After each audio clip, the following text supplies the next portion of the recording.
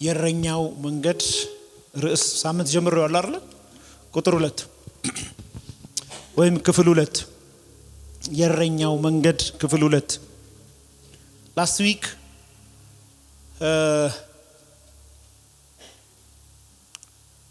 የረኛው መንገድ ክፍል 1 አንድ ሐሳብ አንስቼ ነበር። መነሻ ክፍላችን እያንዳንዱ ቁጥር ነው የምናየው። መዝሙር 23 ቁጥር 1 እግዚአብሔር ምኔ ነው? እግዚአብሔር እረኛዬ ነው የሚያሳጣኝ እና እናያለን በሚል ነበር የረኛው መንገድ ስናይ ነበረው። ዛሬ ቁጥር 2ን በለመለመ መስክ ያሳድረኛል፣ በረፍቱ ውሃ ዘንድ ምን ይለኛል? ይመራኛል። ክብር ለኢየሱስ ይሁን። የረኛው መንገድ ክፍል 2 በለመለመ መስክ ይመራኛል ነው።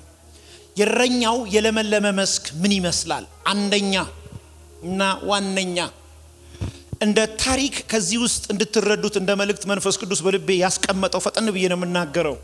ከግብጽ እንዲወጣ የታዘዘው የእስራኤል ሕዝብ በሙሴ መሪነት፣ በእግዚአብሔር ተደራሽነት፣ በእግዚአብሔር ፊተኛነት፣ በእግዚአብሔር ረኝነት፣ በሙሴ መሪነት ያ ሕዝብ ከጨቋኝ ከገዢ 430 ዓመት በባርነት ጭድ እየረገጠ ጡብ እየተኮሰ ከሚሰራበት አገር በታላቅ ክንድ በድንቅ በተአምራት 11 ተአምራቶችን በማድረግ አላቆ አወጣው ይላል መጽሐፍ ሲናገር። ከግብጽ ያወጣሁት ይድን በጣም ደስ የሚል ከግብጽ ያወጣሁት ታላቁ ሕዝቤ ይለዋል። በቁጥር ወደ 4 ሚሊዮን ሕዝብ ከ4 እስከ 6 ሚሊዮን የሚቆጠር ሕዝብ ነው በሙሴ ፊተኝነት ነው የወጣው።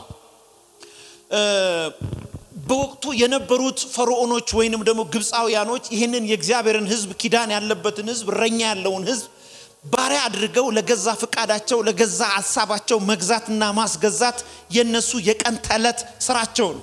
በነገራችን ላይ ፈርዖን ዛሬም አለ በመንፈስ፣ ዛሬም ግብጽ አለች በመንፈስ። የእግዚአብሔርን ሕዝብ ለራሱ ዓላማና ፍቃድ የምታስገዛ የግብፃውያን አስተሳሰብ all over the world ላይ አለ። ስፒሪት ስለሆነ ፈርዖን አሁንም አለ። ቅድስና በማሳጣት ማስጨነቅ፣ ለራሱ ሐሳብና ፍቃድ የእግዚአብሔርን ሕዝብ ወደ ራሱ ሐሳብ መመለስ፣ ጡብ ማስረገጥ፣ አንድ ከተማ ማስቀመጥ፣ መግዛት፣ ባሪያ ማድረግ፣ ተለቆ እንዳይወጣ አምላክ እንዳለው ቀና ብሎ እንዳይሄድ በረኛው መንገድ እንዳይሰማራ ማድረግ፣ ማስጨነቅ ዛኔም ብቻ አይደለም አሁንም በመንፈስ አለ። አሁንም አለ። ግብጽ አሁንም አለች። ቀይ ባህር አሁንም አለ በመንፈስ። ያኔ በግልጥ ነው የተከፈለው። ዛሬ ከዚህ ቤት ሳንወጣ ደግሞ ለሁለተኛ ጊዜ ይከፈላል።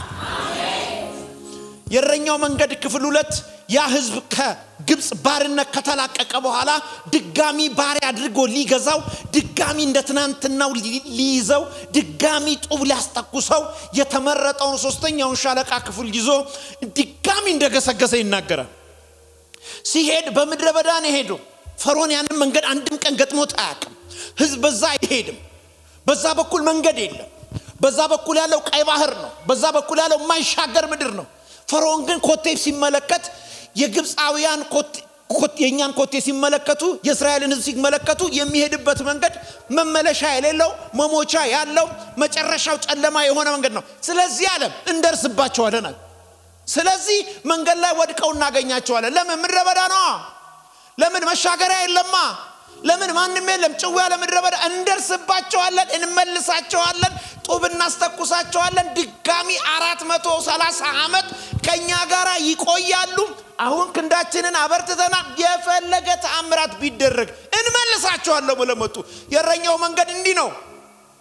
እረኛው ሰው በሚመቸው አይመራም፣ እሱ በሚያውቀው ነው። በሱ እርግጠኝነት ነው የሚመራው። አንተ ላይ መችህ ይችላል። አንዳንድ ያልተመቻችሁ ሰዎች ግራ ያገባችሁ የረኛው መንገድ ነው። የረኛው መንገድ እሱ ነው።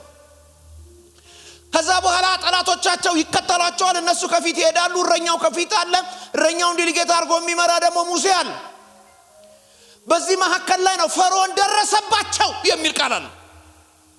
እረኛው እየመራ እረኛው መሪ አድርገህ እረኛው ከፊት ሆኖ ጠላት ሊደርስብህ ይችላል። መድረስ መብቱ ነው፣ መመለስ ግን አይችልም። ፈርዖን እንዲህ ያለ ይመስለኛል። እናያለን ይሄ መንገድ የት እንደሚያደርስ ስለምናውቀው የነሱ እረኛ ወዴት እንደሚወስዳቸው ስለማናያለን። እንመልሳቸዋለን፣ እንደቀደም ነው እኛ እንመራቸዋለን። በእኛ እረኝነት ስር የሚሄዱት እኛ ነን ለነሱ እረኛ የሚበጃቸው መንገድ ምናቅ በምንፈልገው መንገድ የምንመራቸው አባታቸው ፈርዖንን ይባላሉ አለ እና ያለን እናገኛቸዋለን እንመልሳለን ብለው ተማምለው ኃይላቸውን ይዘው ነው የወጡት። መጽሐፍ እንደሚል ታውቃለህ የዚህ ማረጋገጫ የፈርዖን ሰራዊት ግብፃውያኖች ባዩ ጊዜ ሙሴ ላይ ጮሁበት ይላል። ለምንድን ነው የጮሁት? ጤነኛ ጮህት ነው የጮሁት። የእረኛውን አንደርስታንዲንግ አያቁም። የእረኛውን ሐሳብ አያቁም። እረኛው ምን እንደሚችል ምን እንደማይችል ምን እንደሚያቅተው ምን እንደማያቅተው አያቁም። በቅጡ እግዚአብሔርን አያቁትም በቅጡ። ስለዚህ ልታስጨርሰን ነው ወይ በዚያ መጣህ አሉት። ሙሴም ግራ ገብቶት በእግዚአብሔር ላይ ጮኸ። እግዚአብሔር ምን ብሎ ይመልስ? ጥሩ አትጮህብኝ። ዛሬም ላንተ ነግርሃለሁ ምጮህ ሰው ወንድሜ እረኛው መንገድ ስለሆነ አትጮህ ይላል እግዚአብሔር። ስላንተ የሚያስብ አለ ሰው። ከዛ መጽሐፍ እንደዚህ ሲናገር በእጅ ላይ ምን አለ? እረኛው ሁሉ ቀን መንገድ አለው። ላንተ ነው መንገድ የተዘጋብህ፣ ላንተ ነው ጨለማ፣ ላንተ ነው ተስፋ መቁረጥ፣ ላንተ ነው ባህር የሚታይ። እረኛው መንገድ አለው። እረኛው መንገድ የሚገርም ነው። መጽሐፍ ሲናገር እንደዚህ ይላል እጅህ ላይ ያለውን ብትር አንሳና ቀይ ባህርን ምታው። እኔ ይሄ ነገር ሁሌ እንደበላችሁ አሁንም ደግሜ እነግራችኋለሁ ባይብል ላይ ካልሆነ በስተቀር ሌላ ቦታ ተጽፎ ባየው አላምንም ነበር። አንተ ዱላ መተህ ባህር ይከፈላል? የእረኛው መንገድ ነው ብሉት ከጎናችሁ ያለው የእረኛው መንገድ ነው። እረኛውን የማይሰማ በምድር ላይ ምንም ነገር የለም። በዚህ እረኝነት ውስጥ ከገባ እግዚአብሔር እረኛዬ ነው እኔ በግ ነኝ ራሴን አላሰማራም እሱ ያሰማራኛል ስለኔ እሱ ያውቃል እሱ ነው በኔ ላይ መንገድ ያለው አላውቅም እሱ በሄደበት ነው ሄዳለሁ። ለዚህ ነው ሰባሪው ሰብሮ ባለፈበት እኛ እንከተላለን። እሱ መስበር ያውቃል እኛ መከተል እናውቃለን። ከዛ ምን አናግረው አለው ቷ ሲያረጋው እንደዚህ የሚል ቃል አለ ደስ የሚል ቃል እግዚአብሔር ይላል የምስራቅ ንፋስ ሌሊቱን ሙሉ ሰበሰበው።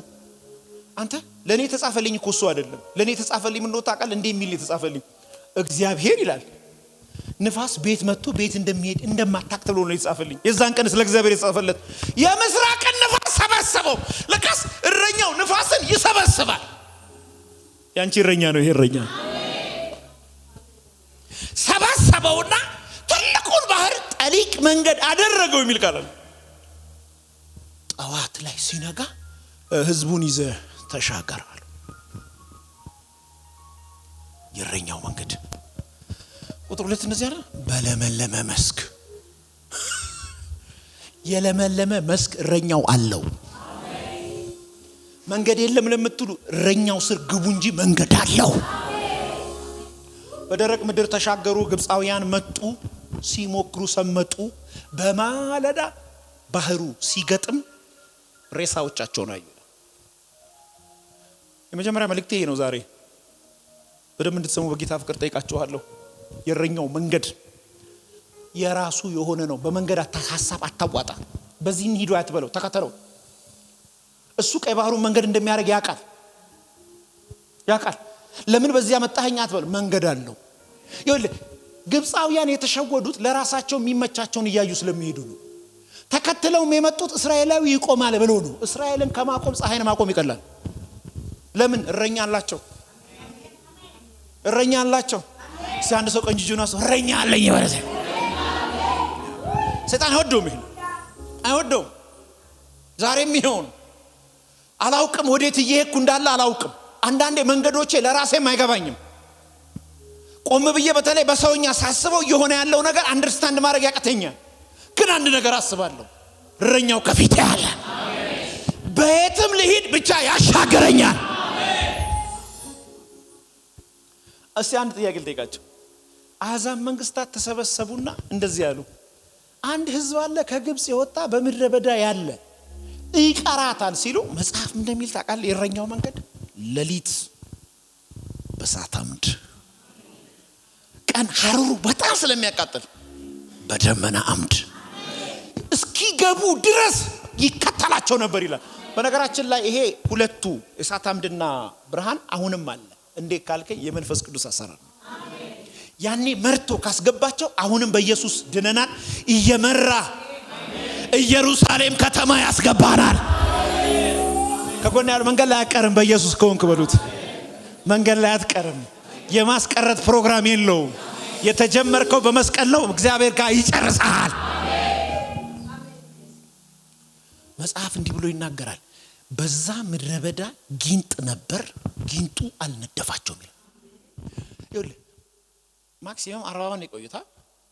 የአንድ ዓመት ልጅ ከግብጽ ቢወጣ 40 ዓመት ሲቆይ ጫማ ከእግራቸው አላለቀም፣ ልብስም ከላያቸው የሚቃላል። እነሱ ሲያድጉ ጫማው ካረዘመ እንዴ ሊሆን ይችላል? ይሄን ሰማይ ሄደን እንጠይቃለን። ለማመን ይከብዳል። ግድ የለህም፣ መመራመር አይጠበቅብህም። እዚህ ዓለም ላይ ማመን ነው። በዛ ዘመን ያ ሁሉ ህዝብ ለዛ ሁሉ ህዝብ ኢንተረስት ማሟላት የሚችል የተቀባም የተለቀለቀ ማገልገል ሊኖርም ሊነሳም አይችልም። አንድ ግን አለ። እሱም እረኛው ኢየሱስ ይባላል። ይኸውልህ መጽሐፍ ሲናገር የሰማይን እንጎቻ በሌላ ማንኛ የመላእክትን ምግብ መገባቸው ይላል። በቀን በቀን ማለዳ ማለዳ ለቀን የሚሆናቸው ፍሬሽ በመና ያለቀለት ማታሞቀው ትኩስ የሆነ የማይቀዘቅዝ እስከ ማታ የሚሆን መና ይወርድላቸው ነበር። የገቢያችሁ ምንጭ የሚዘጋ እሱ አናቱ ይዘጋል። መንገድህን የከፈተ የእስራኤል ቅዱስ እግዚአብሔር አለ። ቀንጃችሁ ስክሲ ለጌታ ክብር። በእናንተ ላይ የሚሰራ መሳሪያ አይከናወንም። እረኛው ከፊታችሁ ይቀድማል። የእግዚአብሔር ጣት በላያችሁ ትነግሳለች። መጽሐፍ እንዲህ ብሎ ይናገራል። አማራቸው ይላል ስጋ። ሙሴ እንደዚህ ያለ እኔ ምን እረኛ እንደሆን አውቃለሁ። የእረኛውን መንገድ ምንም ጥያቄ የለም። ግን ለዚህ ሁሉ ህዝብ ልኳንዳ ቤት ካልተቆረጠ እንዴት ይገጣል? ነገ ጠዋት ትበላላችሁ ይላል። እረኛው የታመነ ነው። የለመለመ መስክ በምድረ በዳም አለው። ዛሬ እንዴት ይሆናል? ላንተ ነው። ለእረኛው ይቻላል፣ ለሰው ማይቻል። እግዚአብሔር ቤተሰቦች የለመለመ መስክ ማለት ለካስ ሰዎች እንደሚያስቡት ሌሎቻችንም እንደምናስበው የእረኛው ጋር ሁን እንጂ ላንተ የለመለመ መስክ አለው። ራእይ ምዕራፍ 7 ቁጥር 17 በዙፋኑ መካከል ያለው በጉ እረኛቸው ይሆናል፣ ወደ ሕይወትም ውሃ ምንጭ ይመራቸዋል። እግዚአብሔር እንባቸውን ሁሉ ከዓይናቸው ያብሳላቸዋል። ይህ ብቻ አይደለም።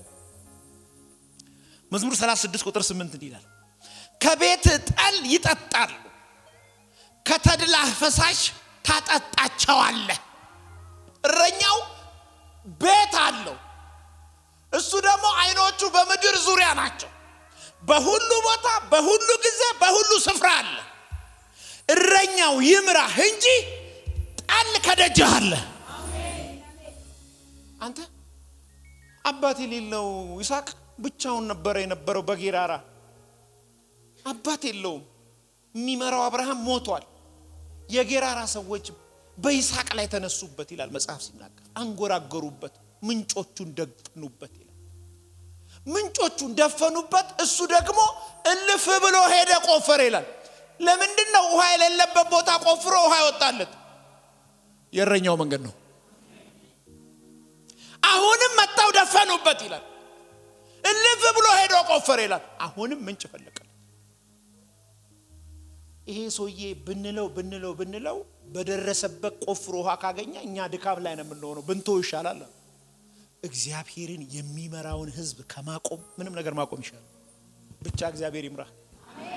ብቻ በዚህ እረኝነት ስር ግቡ። የጠወለጉ ሰዎች የጠወለጉት፣ የደከሙ ሰዎች የደከሙት፣ ያቃታቸው ሰዎች ያቃታቸው፣ ተስፋ የቆረጡ ሰዎች ተስፋ የቆረጡት ለምን ነው ታውቃላችሁ? የእረኛው መንገድ ውስጥ ስላልገቡ። እግዚአብሔር እረኛዬ ነው፣ የሚያሳጣኝ የለም። ሳን ሰው እግዚአብሔር እረኛዬ ነው ወርስ መዝሙር 46 ቁጥር 4 እንደዚህ ይላል። 46:4 የወንዝ ፈሳሾች የእግዚአብሔርን ከተማ ደስ ያሰኛሉ። ልዑል ማደሪያውን ቀደሰ። ምን ማለት ነው? የወንዝ ፈሳሾች የእግዚአብሔርን ከተማ ያረካሉ። እግዚአብሔር እረኛው የሆነለት ሰው በእግዚአብሔር ከተማ ነው የሚኖረው። የእግዚአብሔር ከተማ የትም ቦታ እግዚአብሔር ያለበት ቦታ ነው። አንተ እሱ እረኛ ይሁን እንጂ ይሄን ደግሜ ልበላችሁ፣ በእግዚአብሔር እረኝነት ውስጥ ያቀርበው ችግር የለም። ባል አለው፣ ሚስት አለው፣ ልጅ አለው። በምድር ላይ ለሚያስፈልጉ ይጠቅሙሃል የተባሉት ጉዳዮች ሁሉ ላንተ አላቸው። በእግዚአብሔር እረኝነት ውስጥ እንጂ ፈውስ አለ። በእግዚአብሔር እረኝነት ውስጥ ደህንነት አለ። በእግዚአብሔር እረኝነት ውስጥ ሰላም አለ። ብዙ ሰዎች ሌላ ነገር የሚሸምቱት ሲመራቸው ስላልተመሩ ነው። በጌታ በምድር ላይ ብዙ እንስሶች አሉ። ብዙ ሁሉም ራሳቸውን ማሰማራት ይችላል። አንድ ግን አለ ራሱን ማሰማራት የማይችል፣ ስሙ በግ ይባላል። በግ ምግብ ካላቀረብሽበት ምግብ ፍለጋ ሄድም። በረሃብ ጠኔ ደፍ ብሎ ሊሞት ይችላል። ይላችሁ ፍየል ተራራ ላይ ወጣ ዛፍ ላይ ወጣ ትበላለች። በግስ አይችልም፣ ፍርጥ ነው የሚለው። ፈረስ የትም ሄዶ መኪና ጋር እየተጋፋ ሄዶ ሊበላች፣ አህያ የትም ሄዶ ይበላል። በግስ ወጥቶ እኮ አይመለስም። ለዚህ እኮ ነው እረኛው በጉን ፈልጎ ወደ በረት የሚያመጣው። 99ን አስቀምጦ አንዱ ሊፈልግ ይሄዳል። የእረኛው መንገድ ነው፣ የእረኛው ባህሪ ነው። በግ ተመልሶ አይመጣማ። የሚፈለግ ነው። ለራሱ ምግብ ማቅረብ አይችልም። ለራሱ ምግብ ማዘጋጀት አይችልም። ለራሱ የሚመቸውን ነገር ማምጣት አይችልም። የበግ ጉልበቱ እረኛው ነው። ይሁን እግዚአብሔር እረኛዬ ነው የሚል ሰው ባጭር ቋንቋ እኔ በግ ነኝ ይላል። ለራሴ ሚስት ማቅረብ፣ ለራሴ ባል ማቅረብ፣ ለራሴ ጤንነት ማቅረብ፣ ለራሴ ቤት ማቅረብ አልችልም። የሚችል ግን እረኛ አለኝ። በግ ከየትኛው እንስሳ ደካማ ነው። በጣም ጠንካራ በግ፣ በጣም ጠንካራ በግ እድሜው ያጥራል። በጣም ጠንካራ ነኝ ብሎ በራሱ የሚተማመን ሰው እድሜው ያጥራል። ደካማ የሆነ ሰው ይበረታል። ዳዊት በጎቹን ሲመራ ነው የጻፈው ይሄንን።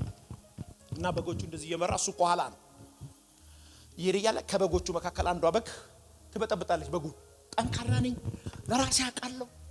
ከዛ ትንሽ የለመለመ መስክ ስታይ ደግሞ ወደዛ ስትሄድ ዳዊት ክፍ ተመለሽ ሲላት አሁንም ትበጠብጣለች። ትንሽ ነገር አይታ ነው የሄደችው። እሱ ግን ወደ ትልቅ ማሳያ ወሰዳት ነው። እረኛው ትልቅ ቦታ እንደሚወስዳት እቺኛዋ ትንሿ በግ አታውቅም። ደግሞ እየተነጫነጨ ትሄዳለች። መንጋውን እየበጠበጠች ትሄዳለች። ጥቂት ደግሞ ኩሬ ታገኛለች። ጥቂት ኩሬ ስታገኝ ልትጠጣ ስትሄድ አሁንም ክፍ አጠጪ እዛ ጋር አለ ሌላ ይላል እየተባስ። ከዛ መንጋውን ትበጠበጥበታለች። ያለው አማራጭ ምንድነው? ያመጣትና ከበጎቹ መካከል ወጣ አድርጎ የእረኛው መንገድ ነው። አንድ ንጉራ እንዲያርጎ ጥብቅ አድርጎ ያስራታል። 3 እግር ይቀራታል። ከዛ ታነክሳለች አታነክስም። ከሰላሞቹ በገጋ በሰላም ትሄዳለች። የታሰርሽ እህቴ እየበጠበጥሽ ነው። ለራሴ ምግብ አመጣለሁ፣ ለራሴ ባል አመጣለሁ፣ አበጥብጪ። ለዚህ ነው ብት ያልሳከ ታስረሽ ነው። አንተም ታስረ ነው። ማን ይፈራል? ላልሳካ አለ ታስረ ነው። እየበጠበጥክ ነው። አንተም እየበጠበጥክ ነው። ቤቱንም እየበጠበጥክ ነው። ቸርቹንም እየበጠበጥክ ነው ያለው። ከዛ ከ3 ቀን በኋላ ይፈታታል። ሲፈታት አትበጠብጥም። ለምን መሰላችሁ? የታሰረች ስለሚመስላት አባብላታለሁ፣ በምድረ በዳ ወስዳታለሁ። የልቧን ነው እንደሚለው ይላል እንዴ? እኔ አንድ አገልጋይ እንደዚህ ሲል ነው እንደ ብዬ ገብቼ አንብቤ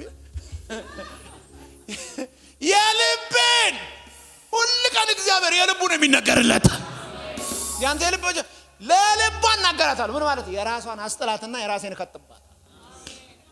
ከዛ በበጎቹ መካከል ትላለች። ሌላ በግ ደግሞ አለች። ቅሽቅሽ ያለችኛው በግ በጣም ከባድ ናት። እዚህ ውስጥ እንኳን ያላችሁ አስመስኝ እንት ጎብዞች ናችሁ። እችኛው በግ በጣም አስቸጋሪ ናት። በፍጥነት ነው ከረኛው ስር ብላ የምትሄደው። መጽሐፍ ምን ይላል? አንበሳና ድብ ይመጣና ከበጎቼ መካከል ምን ማለት ነው? ቀሽቃዣውን በግ ይዝብኛል። ልክ ይዞ አርጎብኝ ይዞ ሲሄድ እከተለዋለሁ። ምን ማለት ነው? ተነክሳለች። በተነከሰችበትና ዳዊት በሚከተልበት መካከል ማክሲመም half time ማን ነው ግማሽ ሰዓት ቢኖር ጥርሷ አንበሳ ወይ ድቡ ጥርስ በጓ ውስጥ ይገባል አይገባም? አስጥለዋለሁ፣ እመታዋለሁ፣ ሲነሳብኝ እገለዋለሁ። ከዛ አንበሳና ደሙ ከገደለ በኋላ በጓን ሲያነሳት ደም በደም ናት አይደለችም? ናት አይደለችም? ቁጭ እንብዬ እንዳልቀመጥ ያመጣና ዘይት ያፈስላታል፣ ይጠራርጋታል፣ ይቀባታል። ጠባሳ ይሆናል አይሆንም? ማታ ላይ ዳዊት በገናውን አንስቶ ልቤ የምትወዳት እኔ ለቀኝ ከሁሉ በጎች መካከል የምታሸበሽበው የቷ ናት? የቷ ናት? ቆይ አንተ አሜን እንድትል መነከስ አለብን? ግዴታ ታሽቶ ኮሌጅ መግባት አለበት? መኪና አደጋ ማጋጠም አለበት? መቸገር አለበት አንተ ለመጸለይ? ለምን እረኛው ስራ አገባም? በግ ለራሱ አያውቅ።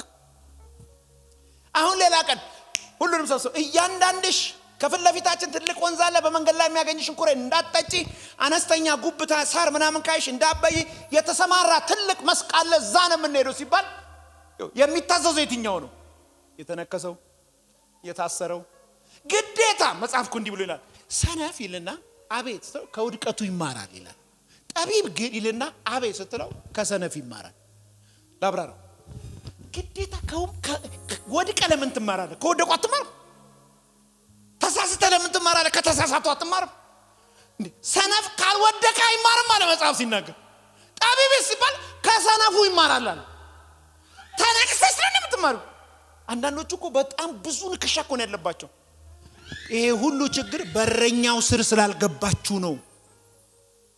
እረኛው ሲመራን የለመለመ መስክ የሚባል አለ። የእረኛው መንገድ የለመለመ መስክ አለው። ከዛ እንዲህ ይላል፣ እያንዳንዳሽ ተሰብሰቢና በፊት ለፊት እንሄዳለን ሲባል ሁሉም ስነ ስርዓታቸውን ይዘው ከሄዱ ካየ ጠባሳ አለባቸው። የምስክርነት ጊዜ ቢባል ብዙ ሰው ምስክርነቱ እኮ ከሞት እንደወጣ ከበሽታ እንደወጣ ከችግር እንደወጣ ነው እንጂ እነዚህ ውጪ ምስክርነት የለም እኮ ኢትዮጵያ ውስጥ። እግዚአብሔር እረኛዬ ነው ሳልነከስ እማራለሁ የሚል ሰው እጁን ይስጠኝ። አሜን አሜን። ክብር ለኢየሱስ ይሁን። የእረኛው መንገድ ክፍል 2 በለመለመ መስክ ነው የሚወስድ። ከዛስ በረፍቱ ውሃ ዘንድ። አሜን ነው። የረፍቱ ውሃ የሚባላለው። ክብር ለኢየሱስ ይሁን። እግዚአብሔር ምን አለው? የረፍቱ ውሃ የሚባላለው። እንዲህ ይላል፣ ነፍሴ መለሳት ማን ነው? በለመለመ መስክ ያሳድረኛል፣ በረፍቱ ውሃ ዘንድ ይመራኛል። እግዚአብሔር ሁሉ ቀመሪ ነው። እግዚአብሔር ለመምራት የምትፈልጉ እህቶቼ ወንድሞቼ፣ በዚህ ጋር ካልመጣህ የምትሉ ሰዎች፣ አንድ ቀን አንድ ልጅን አገኘኋት። ሐሙስ እዚህ ጸልይ ነበርና ምን ልጸልይልሽ አልኳት። ለሌላ ጊዜ እንደዛ አይደለም ሰው መንፈስ ቅዱስ ስለሚነግረኝ ምን ልጸልይልሽ? በጣም ወደው ልጅ አለ። እሺ ጥሩ ነው ወደደ እና እንዲህ ተወኝ አልፈልግም፣ እኔም እንድትተው አልፈልግም። ለምን ትተዋወር? ምን በምን መጣ? በጌታ አይደለም እሱ ልጅ በስመ አብ ወዲና እና እኔ ምን ላድርግ አልኳት። እንድጸልይልኝ ለምን እንዲመጣ ወደማ ወደ ጌታ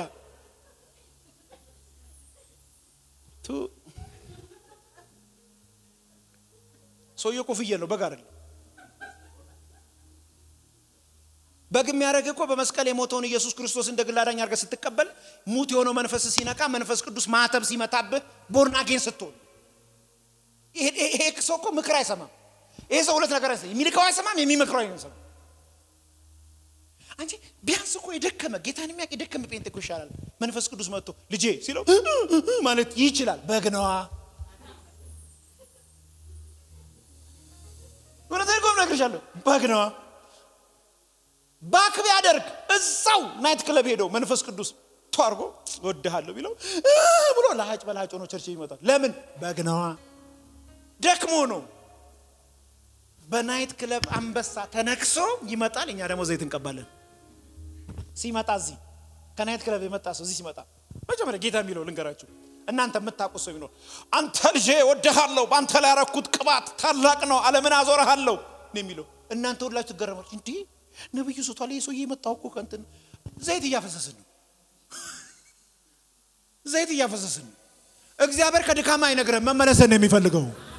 አንድ እረኛ አለ ደጅ ላይ መጥቶ የሚቆም የጠፋውን ልጁን የሚጠብቅ ቆሽሾ ሲመጣ ፊቱ ጠውልጎ ሲመጣ እየሸተተ ሲመጣ ቆሻሻነቱ ማይታየው እድፉ ማይታየው መገርጣቱ ማይታየው መመለሱን የሚያይ የአባቴ እረኝነት ይሻለኛል የሚል የሚያቅፍ እረኛ አለ። አስተማማኝ እጅ ላይ ነው ያላችሁት። እንኳን በማለዳ የኢየሱስ ሆናችሁ ሃሌሉያ። በለመለመ መስክ የእረኛው መንገድ የሚገርም እኮ ነው። ለሰው እኮ አይመችም። በነገራችን ላይ ቤት ውስጥ ላለ ነው ለኛም አንዳንዴ ካልገባ የእረኛው መንገድ አይመችም። አባትየው ልጄ መጣል ፍሪዳ ረዷል፣ ልብስ ቀይሩለታል፣ እጀ ጠባብ አምጡ፣ እጁ ላይ ጣት አርጉለት፣ ጠፍቶ የነበረው ልጄ መጥቶልኛል። ምን ማለት ነው? የእረኛው መንገድ ይሻለኛል። አባትና ልጅ መካከል ልዩነት አለ። ልጁ ያለው እንዳለ ተቃላችሁ በራያ መካከል ተጥሎ እንደዚህ በአባቴ ቤት አለ ብዙ ማለማያተኞች አሉ፣ አባቴ ጋር ሄዳለሁ አለ። ያንተ እረኝነት ይሻላል አለ። አንተ አይደለም ለልጆች አለ ለባሪያዎች ለማያውቁ ላልተወለዱት መልካም ነህ አለ። ከዛ እንደዚህ ብሎ ተናገረ። እኔ አለ በሰማይና በምድር በድያለሁ፣ ከእንግዲህ በኋላ ልጅ ተብዬ በአንተ እረኝነት ስር ልገባ አይገባ፣ ግን በቤት ልሁን። ከኢየሱስ ጋር አይደለም መርቶን ሞቶ ያዋጣናል። መጽሐፍ እንዲህ ይላል በድግ ብሎ ወደ አባቱ መጣ ይላል። አባትስ እንደዚህ አይነት እረኛ ነው። ከሩቆ ያው ነው በማለዳም አይኑ የሚንከራተት 99ን አስቀምጦ አንዱን ለመፈለግ አይኑ የሚዋትር አላወቀም። ልጄ የኔ ሆኖ ሁሉ እሱ ነበርኩ፣ ዝም ብሎ ነው ይዞ ሄደው አቃለው አለ። ራሱን ያሰማራለው አለ። ሀብት የሚያኖር መስሎት የኔ ጠረን እንጂ የሚያኖረው ሀብት መቼ ያኖራል? ሀብት አልጋ እንጂ እንቅልፍ አይገዛ፣ ሰላም አይገዛ፣ ቤት እንጂ የሚገዛው ምን አይገዛም እኮ። ዝም ብሎ ነው ይዞ ሄደው። አያዋጣም እኮ አንቱታ ትልቅነት ከአባት ውጪ ምን ያረጋል? ልብ ገዝቶ ይሆን ሲል መጽሐፍ እንዲህ ይላል ወደ ልቡ በተመለሰ ጊዜ ይላል። ሰው ወደ ልቡ ካልተመለሰ ወደ እግዚአብሔር አይመለስም። በነገራችን ላይ ወደ እግዚአብሔር ተመለሱ የሚል ስብከት አሁን አቁመናል። ገብቶን ነው። ሉቃስ ወንጌል ምዕራፍ 10 ስናነብ ገባን።